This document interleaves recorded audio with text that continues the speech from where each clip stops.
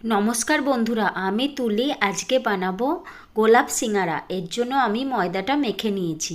ময়দাটা মেখেছি আমি নুন, সাদা তেল, জল দিয়ে ময়দাটা আমি মেখে নিয়েছি। তারপর লুচির মতো ছোট ছোট করে বেলে নিয়েছি।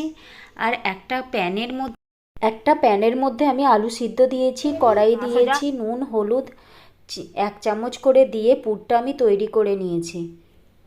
পরে আমি লুচিগুলোকে গোল গোল করে সাজিয়ে নিয়েছি। সাজিয়ে মাঝখানে পুর দিয়ে এইভাবে ফোল্ড করে নিয়েছি। আপনারাও আমার মতো এইভাবে ফোল্ড করে নেবেন। ফোল্ড করে নিলেই গোলাপ সিঙ্গারা রেডি হয়ে যাবে। দেখুন কি সুন্দর গোলাপ সিঙ্গারা রেডি।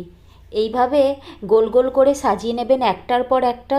তারপরে পুরগুলো লম্বালম্বিভাবে দিয়ে দেবেন। দেবার পর এটাকে ফোল্ড করে নেবেন। এটাকে ফোল্ড করে নিলেই ভালোভাবে ফোল্ড করে নেবেন। নেয়ার পর আমি যেভাবে মুড়ে দিচ্ছি এইভাবে আপনারাও মুড়ে দেবেন। এইভাবে মুড়ে দিলে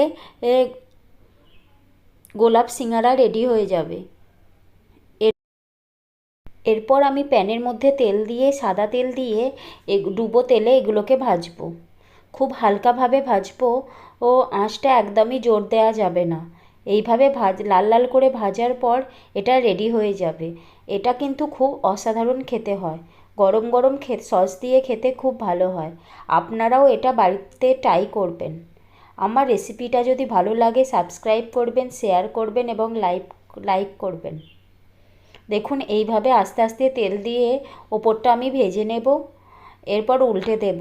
লাল লাল করে ভাজা হয়ে গেলে আমি এটাকে নামিয়ে সার্ভ করে দেব। দেখুন আমার এই গোলাপ সিঙ্গারাটা কত সুন্দর তৈরি হয়ে গেছে।